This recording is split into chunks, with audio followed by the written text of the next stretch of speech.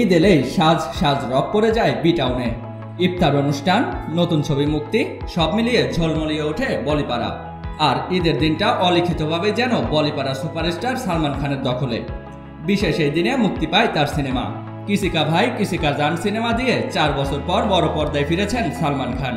মুক্তির 3 দিনেই শত কোটি টাকার ব্যবসা করেছে সিনেমাটি। ঈদে মুক্তি পাওয়া কিসি কা ভাই কিসি কা জান ছবির প্রথম দিনের বক্স অফিস সংগ্রহে অনেকেই হতাশা প্রকাশ করেছিলেন। তবে দ্বিতীয় ও তৃতীয় দিনের বক্স অফিস কালেকশনে আশা দেখাচ্ছেন বলিউড সুপারস্টার সালমান খান। এরই মধ্যে মুক্তির 3 দিনে 100 কোটি রুপির ক্লাবে জায়গা করে নিয়েছে ছবিটি।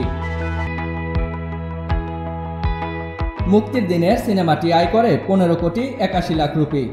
প্রথম দিনে বিশেষ লাভ করতে পারেনি সিনেমাটি, তবে দ্বিতীয় দিনে 1 লাফে বেড়েছে আয়।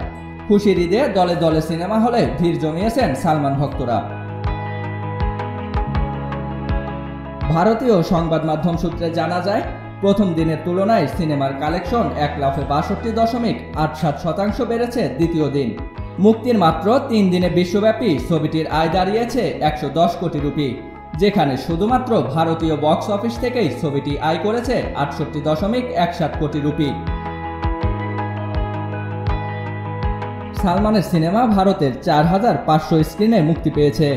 সব মিলিয়ে শো সংখ্যা প্রায় 16,000। আপাতত আশা করা যাচ্ছে সালমানের ছবিটির আয় 300 কোটির ঘর পেরিয়ে যাবে।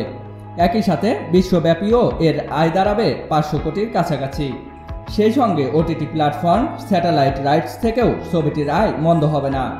ধরেই নেওয়া যাচ্ছে যে অন্তত ক্ষতির মুখে পড়তে হবে না সালমানের প্রযোজনা সংস্থাকে। জিয়াউল ইসলাম, মহাজনাকি।